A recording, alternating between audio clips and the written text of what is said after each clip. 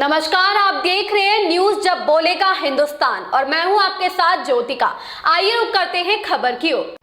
आंख अस्पताल में नेत्र रोगियों का विशेष मशीनों से निःशुल्क इलाज। सीतापुर में आंख अस्पताल दिन प्रतिदिन आधुनिक मशीनों से सुशोभित होता जा रहा, जहां पर नेत्र रोगियों के लिए एक विशेष मशीन आई, जो भारत में पहला स्थान सीतापुर को प्राप्त हुआ, जहां मशीन से यह पता किया जा सकेगा किस स्तर की बीमारी है और सैकड़ों में यह जानकारी हासिल हो जाएगी और फिर मर्ज के हिसाब से उसका इलाज संभव होगा।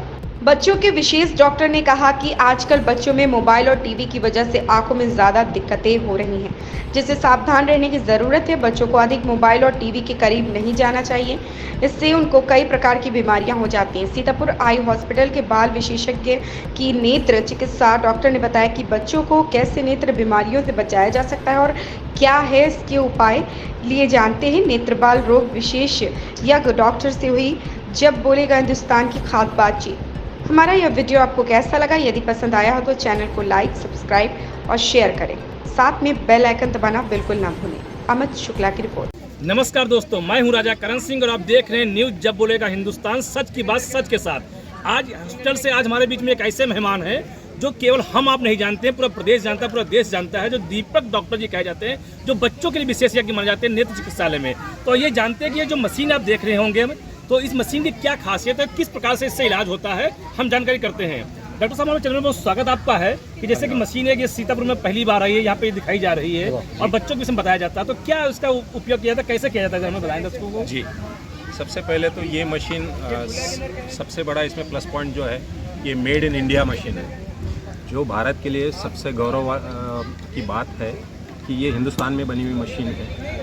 बेंगलोर में इसका रेमेडियो नाम की कंपनी है जिसने ये बनाती है। अब जैसे इससे पहले भी बता चुके हैं कि अगर इससे पहले रेटिना का अगर इलाज करना रहता था, रेटिना देखना, आँख का पर्दा देखने की ज़रूरत रहती थी, तो डायलेट करना पड़ता था, जिससे पेशेंट को 1.5 से 2 घंटे अगले दिखता नहीं था।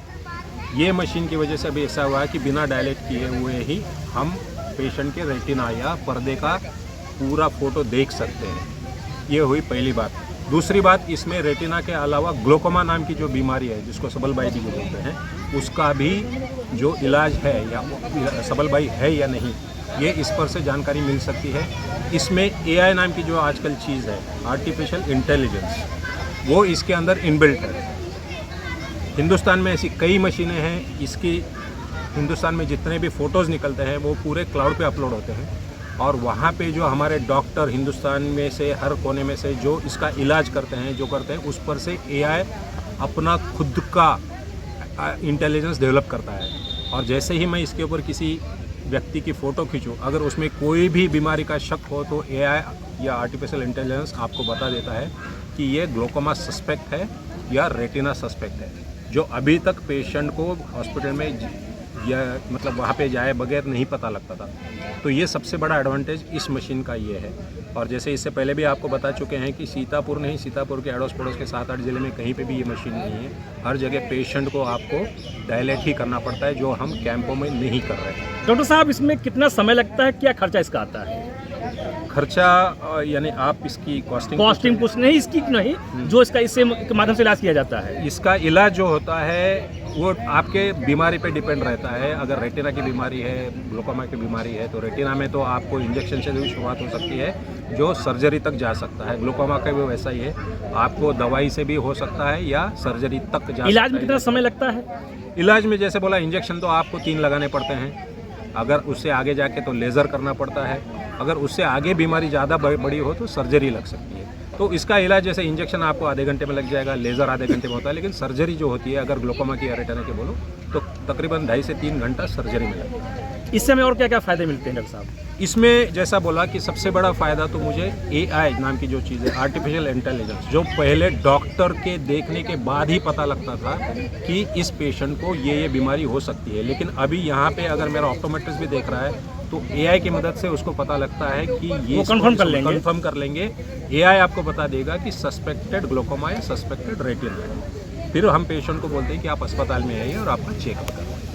डॉक्टर साहब, जैसे बताया जाता है कि आप बच्चों के लिए विशेषज्ञ हैं, तो बच्चों में ऐसा क्या हमको सावधानी बरतें हैं जिससे हमारे बच्चों में ये दिक्कतें ना आने पाए? सबसे पहली बात, जैसे कि बच्चों के लिए जो भी सर्जरी है, कम से कम 10,000 से लेकर ज़्यादा से ज़्यादा 15,000 तक अस्पताल की तरफ से छूट दी जाती है।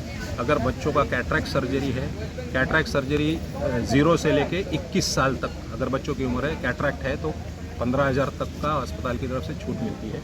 और अगर इसके अलावा कोई भी अगर बीमारी हो वो 0 से लेकर 18 तक 10,000 रुपये तक की छूट मिलती है अस्पताल की तरफ से। तो मैं आपके माध्यम के चैनल के माध्यम से सारे सीतापुर और अड़ोस पड़ोस के लोगों को ये मतलब विनती करता हूँ कि आपको बच्चों को कोई भी ऐसी आँख की बीमारी है तो आप बेझिझक आप उनको अस्पताल में ले आइए, हम उनका चेकअप करेंगे। अगर सर्जरी ज़रूरत है तो जैसे बताया कि कैटरैक्ट के लिए 15,000 तक और बाकी कोई भी बीमारी के लिए 10,000 तक की अस्पताल की तरफ से छूट दी जा रही है। इसके अलावा RBS के नाम की जो चीज़ है, राष्ट्रीय स्वास्थ्य बाल कल्याण योजना, उसका अंतर्गत भी हम सर्जरी कराते हैं अस्पताल में, जो पूर्णतः निःशुल्क होती है या फ्री होती है। डॉक्टर साहब, हम अपने बच्चों के या अपने स्वयं की हम लोग आँखों की देखभाल कैसे करें जो हम लोग ज़्यादा स्वस्थ रह सकें? मैं बच्चों के ऊपर ज़्यादा फोकस करूंगा क्योंकि बच्चे जैसे बोलते हैं कि कल का भविष्य है। आजकल जो स्क्रीन टाइम जिसको बोलते हैं, या मोबाइल देखना या लैपटॉप खेलना या टीवी देखना, ये बच्चों में बहुत ज़्यादा बढ़ा हुआ है, जिसकी वजह से आँख की बीमारी जिसको एम्ब्लियोपिया बोलते हैं, लेजीनेस, लेजी आई जिसको बोलते हैं, वो बहुत ज़्यादा बढ़ रहा है। तो मैं सारे पेरेंट्स को ये रिक्वेस्ट करूंगा कि अपने बच्चों का जो स्क्रीन टाइम है वो थोड़ा कम करें, ज़्यादा से ज़्यादा उनको पढ़ाई, खेल कूद इसमें ज़्यादा लगाएं।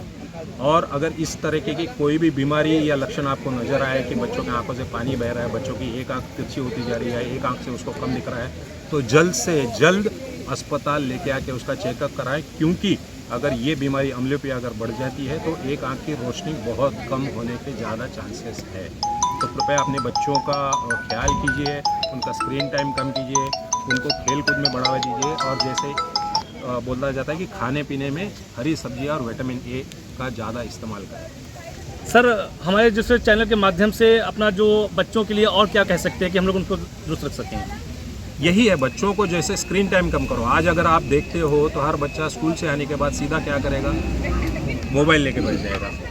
तो मुझे हमारे बचपन की याद है, तो मोबाइल तो उस टाइम था ही नहीं। हम तो मतलब जैसे स्कूल से आते थे, 1 घंटा पढ़ाई की और उसके बाद मेरी माँ डंडा लेके पीछे आती थी 7 बजे कि भैया चल अभी घर में। तो खेल कूद बढ़ाओ बच्चों में, ग्राउंड जो बोलते हैं कि उनको घर के बाहर भेजो, खेल कूद करने में ज़्यादा इंटरेस्ट बढ़ाओ, खाने पीने में विशेष ध्यान दो, क्योंकि आजकल फास्ट फूड के ज़माने में बच्चे जो हिंदुस्तानी खाना है वो पूरी तरह भूल गए।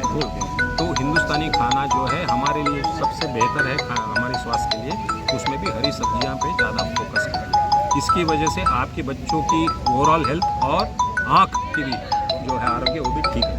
सर, हमारे दर्शक आपका परिचय जानना चाहते हैं? जी, मैं दीपक कानड़े, मैं चीफ एडमिनिस्ट्रेटिव ऑफिसर सीतापुर आँख अस्पताल। तो देखा डॉक्टर साहब ने किस प्रकार ऐसी ही खबर से जुड़े रहने के लिए देखते रहिए न्यूज़ जब बोलेगा हिंदुस्तान।